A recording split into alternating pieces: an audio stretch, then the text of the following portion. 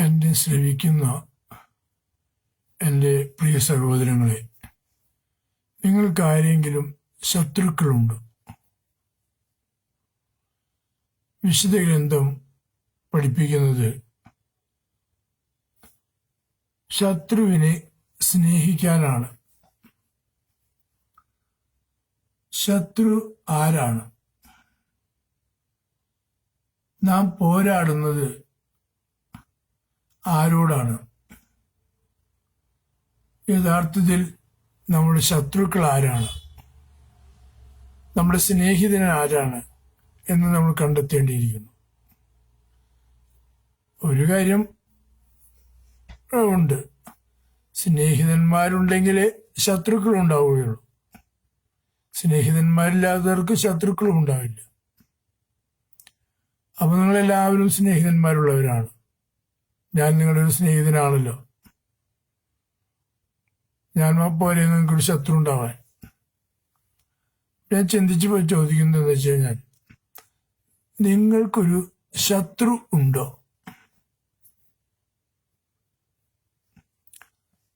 ഉണ്ട് എന്നാണ് അർത്ഥമെങ്കിൽ അതാരാണ്?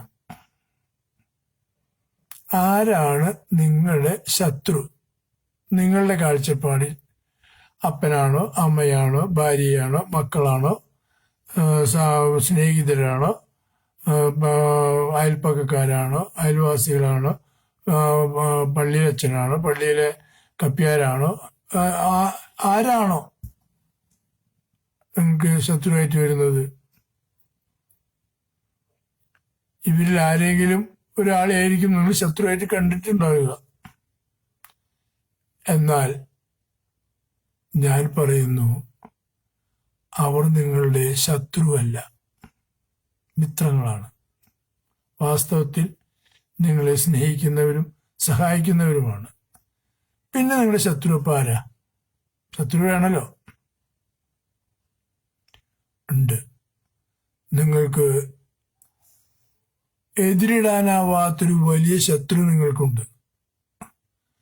നിങ്ങൾ ആത്മീയമായി പോരാടുന്നത് അവനോടാണ്.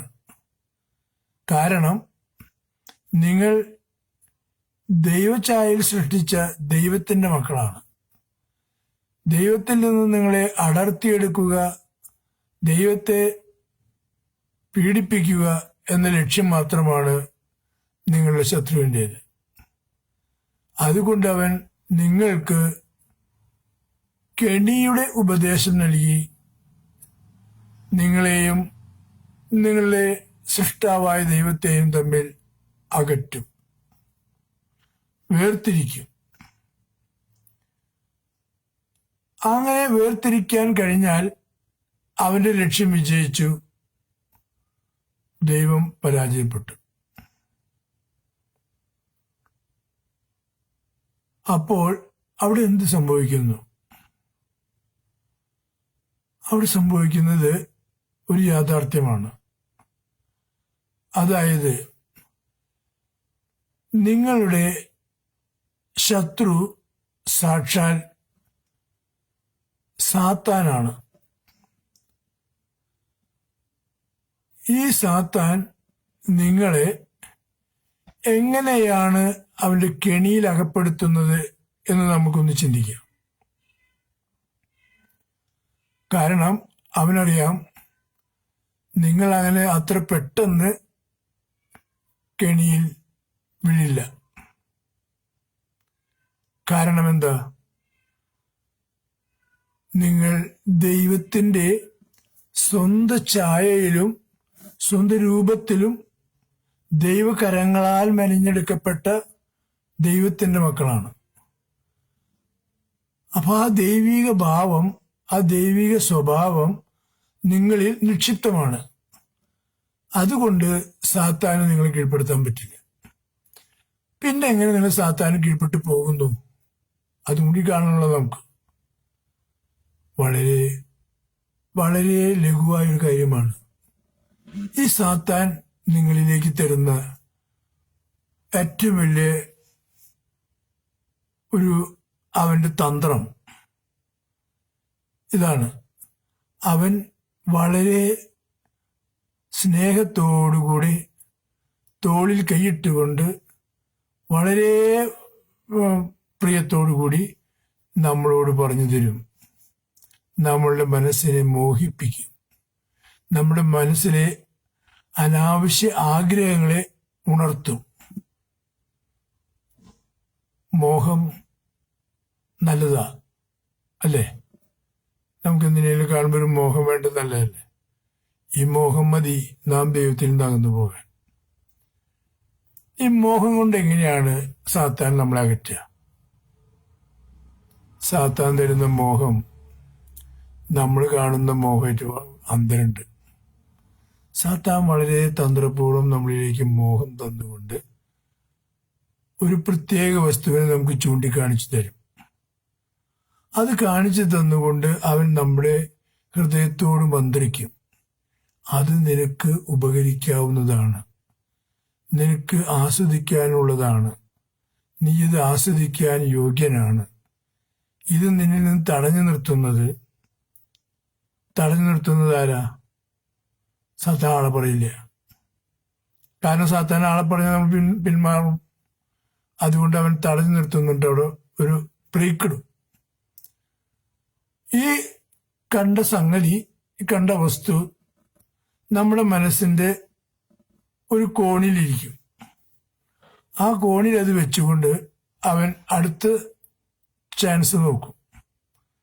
അങ്ങനെ നമ്മൾ ഏകനായിരിക്കുമ്പോൾ ഇവൻ പതുക്കെ കടന്നു വരും. വന്നിട്ട് പറയും, ഞാൻ നേരത്തെ പറഞ്ഞ കാര്യം ഓർമ്മയുണ്ടോ? ഞാനൊരു കാര്യം മോഹിപ്പിച്ച് തന്നില്ലേ? നീ അതിനെക്കുറിച്ച് ചിന്തിച്ചോ? അപ്പൊ നമ്മൾ വീണ്ടും ഉണരും. അപ്പോൾ നമ്മൾ ഈ ഉണർന്ന് ഇവന്റെ പിന്നാലെ പോകാനുണ്ടാകുന്ന കാരണം നമ്മൾ ഏകനായിരുന്നത് കൊണ്ടാണ്. നമ്മൾ ഒരിക്കലും ഏകനായിരുന്നുകൂടാ.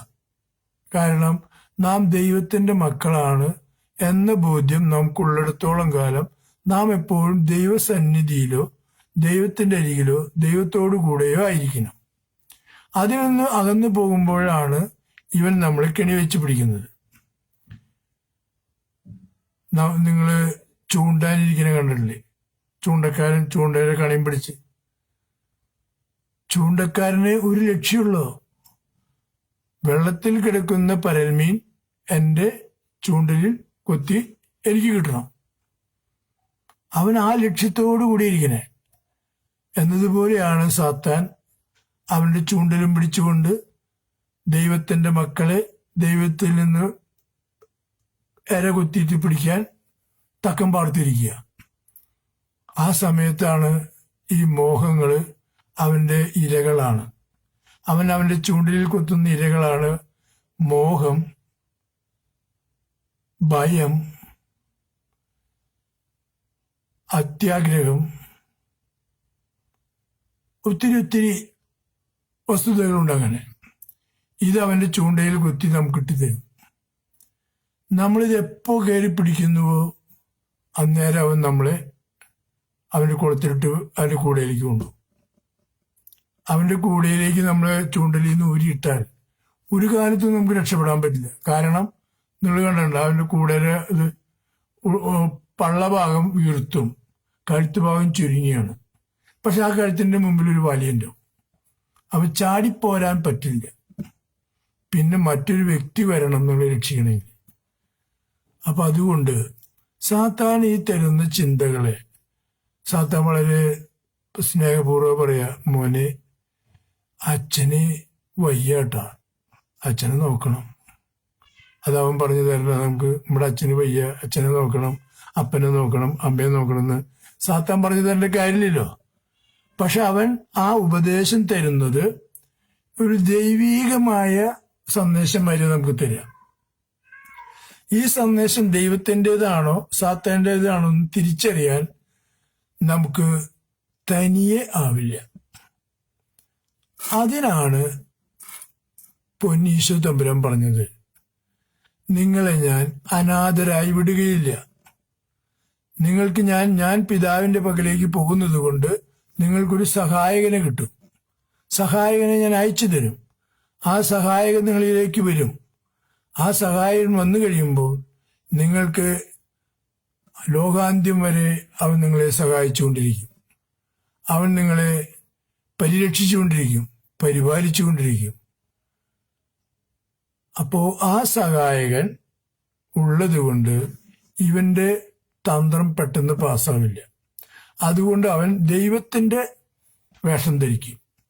എന്നിട്ട് നമ്മളെ അരികത്തിൽ പറയും, അപ്പനെ കഞ്ഞി കൊടുത്തോളൂ, അപ്പനെ നോക്കിയോളൂ, നിന്നെ നൊന്ത് പറ്റത് അമ്മയെ നോക്കിയോളൂ, പെണ്ണിനെ ഇത്തിരി കയറിയതിലും കുഴപ്പമില്ല, പെണ്ണ് അമ്മയല്ല, പെണ്ണെന്നും ഭാര്യയാണ്, പെണ്ണിനേക്കാളും നീ വചനം കേട്ടിട്ടില്ലേ, വചനം എങ്ങനെയാ പറയണേ, അപ്പൻ അമ്മയിൽ നിന്നും പിരിഞ്ഞ് ഭാര്യയിലേക്ക് പോണെന്ന്.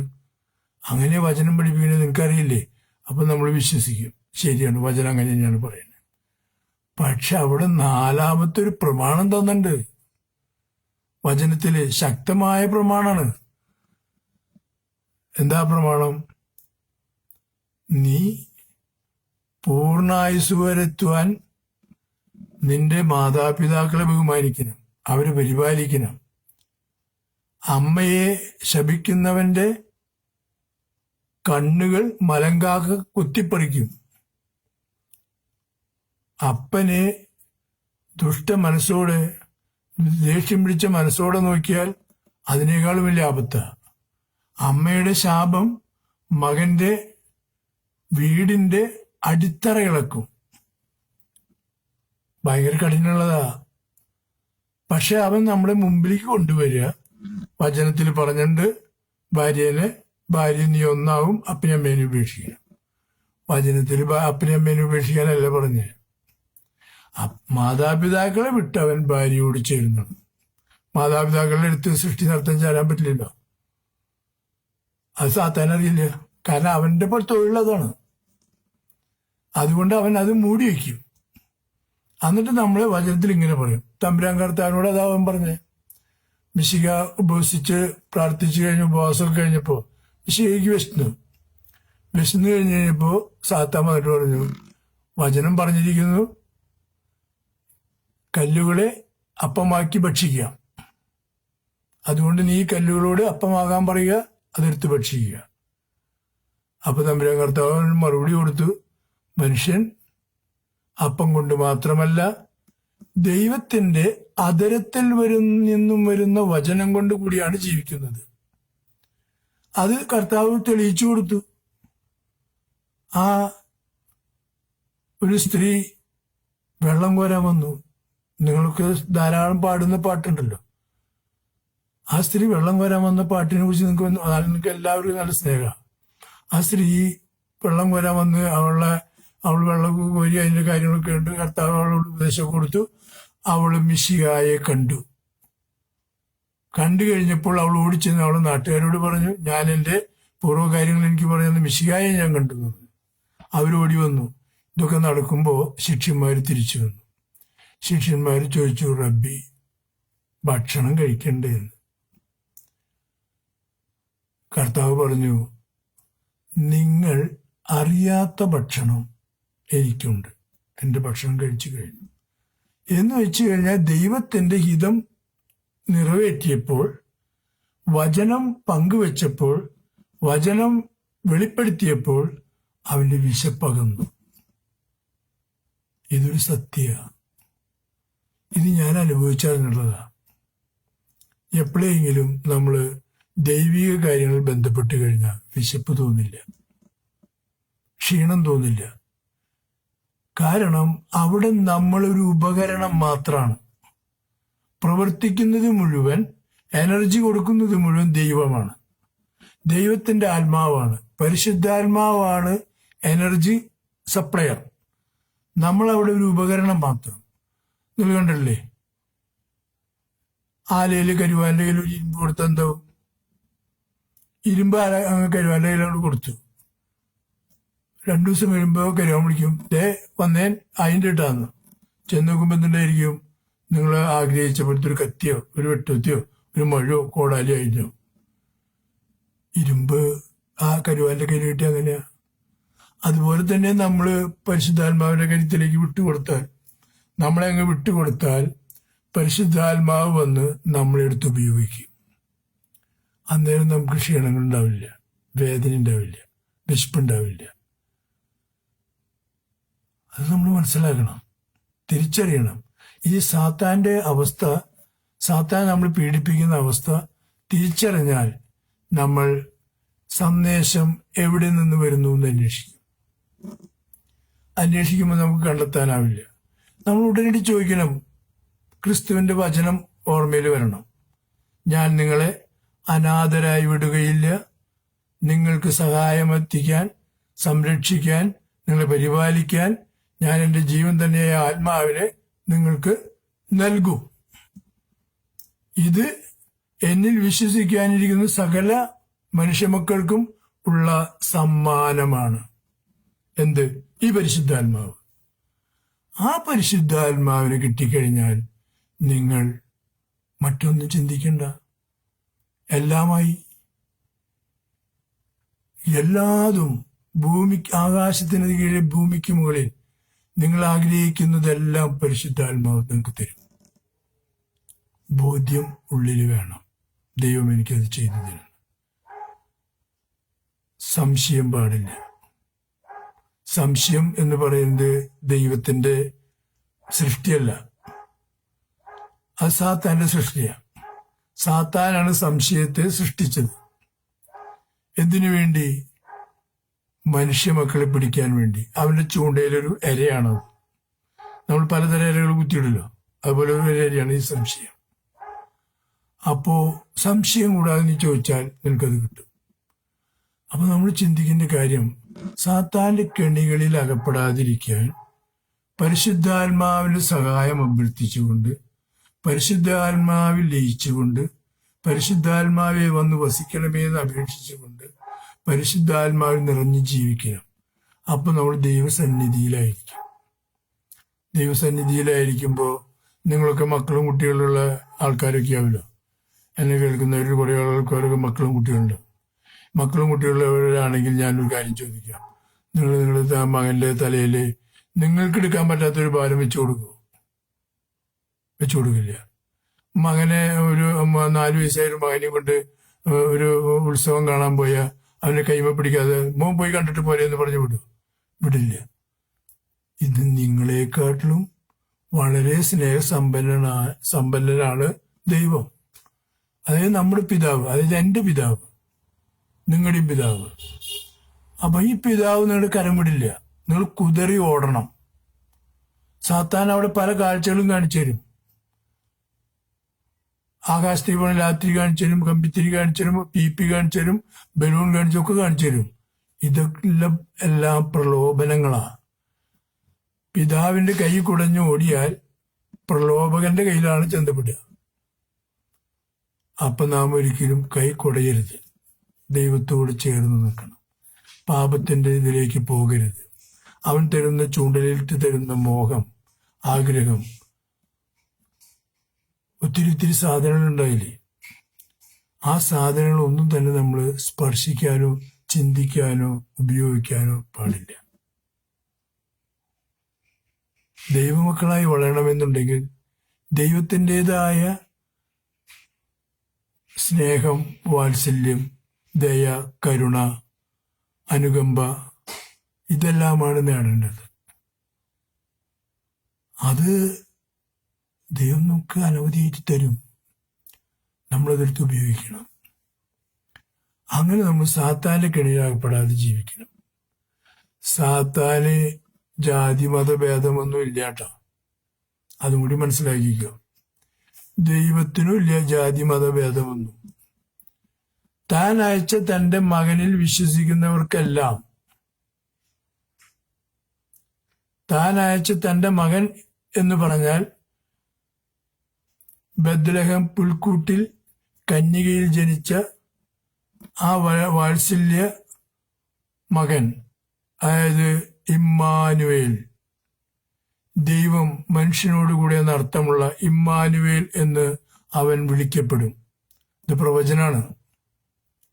ആ ഇമ്മാനുവേൽ അവനിൽ വിശ്വസിക്കുന്നവർക്കെല്ലാം ദൈവമക്കളാകാനുള്ള വരം നൽകി.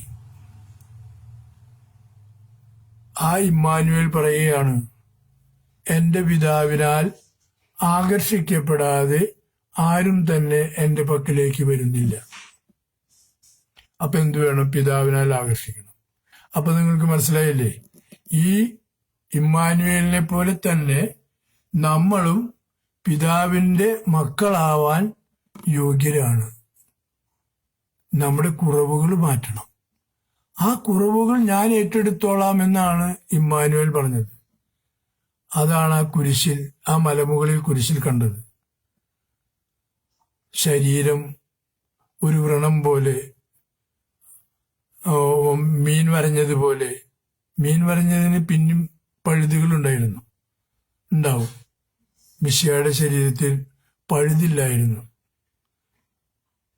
5000 ചില്ലുവാൻ അടി ചമ്മട്ടി കൊണ്ടടിഞ്ഞ് കിട്ടിക്കഴിഞ്ഞപ്പോൾ അവിടുത്തെ ശരീരം ഒരു തൊലി ഊർന്നു പോയ മാംസമായി. പ്രിയ സഹോദരങ്ങളെ, ശ്രദ്ധിക്കണം. മിശിഹ ആരെന്ന് നിങ്ങൾ കണ്ടെത്തണം.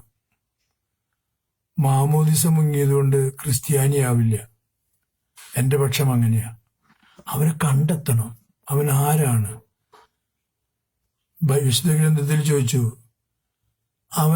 അവനിൽ വിശ്വസിക്കുവാൻ അവൻ ആരാണെന്ന് എനിക്കെങ്ങനെ അറിയാം?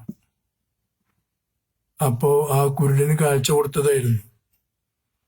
കുരുടനോട് മിശിഹ പറഞ്ഞു, നീ സംസാരിക്കുന്ന അവൻ തന്നെയാണ് മിശിഹ. അപ്പോ ഈ മിശിഹ ആണെന്ന് പറഞ്ഞു തന്ന മിശിഹ അവൻ കണ്ടു, വിശ്വസിച്ചു. ഈ മിശിഹ ഇന്ന് എന്നിലും നിങ്ങളിലുണ്ട്. എന്തുകൊണ്ടാണ്? ദൈവം സൃഷ്ടിയുടെ പുസ്തകത്തിൽ അങ്ങനെ പറഞ്ഞു വെച്ചിരിക്കുന്നത്, നമുക്ക് നമ്മുടെ സ്വന്തം ഛായയിലും രൂപത്തിലും മനുഷ്യനെ സൃഷ്ടിക്കാം. അപ്പൊ നമുക്ക് ആരുടെ ഛായയാണ്? ആരുടെ ഭാവമാണ്? ദൈവത്തിന്റെ. ദൈവം എന്ന് പറയുന്നത് എങ്ങനെയാണ്? ദൈവത്തിന്റെ പുത്രനാണ് കുരിശിൽ കിടക്കുന്നത്, മിശിഹ. അപ്പോ തന്റെ പുത്രനെ നൽകുവാൻ അത്രമാത്രം ദൈവം ഈ ലോകത്തെ സ്നേഹിച്ചു, ഈ മനുഷ്യ മക്കളെ സ്നേഹിച്ചു. എന്തുകൊണ്ട്? അതെന്റെ ഛായയും രൂപവും ഭാവവുമായതുകൊണ്ട്. സാത്താനെയല്ല ദൈവം സ്നേഹിച്ചത്, മനുഷ്യ മക്കളെയാണ്. കാരണം അവൻ എന്റെ ഛായയും രൂപം ഭാവമായതുകൊണ്ട് ദൈവം അവനെ സ്നേഹിച്ചു. അവനെ പാപത്തിൽ നിന്ന് വീണ്ടെടുക്കാൻ ഒരു വാഗ്ദാനമായി തന്റെ മകനെ തന്നെ നൽകാൻ തയ്യാറായി. ആ മകൻ അനവധിയായ പീഡകൾ സഹിച്ച് കുരിശിൽ തന്റെ ജീവൻ സമർപ്പിച്ച് ഈ പാപികളെല്ലാവരെയും ഏറ്റെടുത്തു.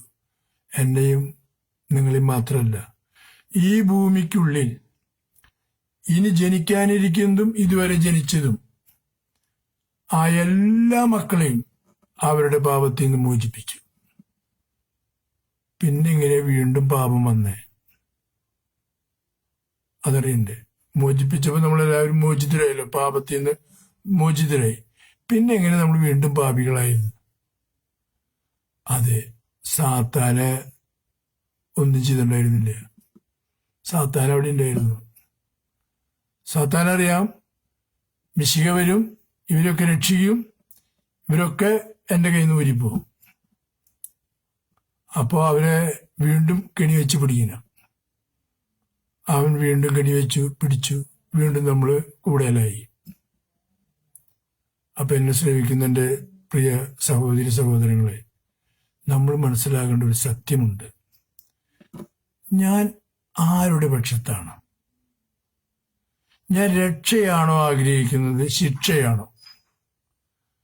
ശിക്ഷയാണെങ്കിൽ സാത്താന്റെ കൂടെ പോയാൽ മതി, വളരെ എളുപ്പ.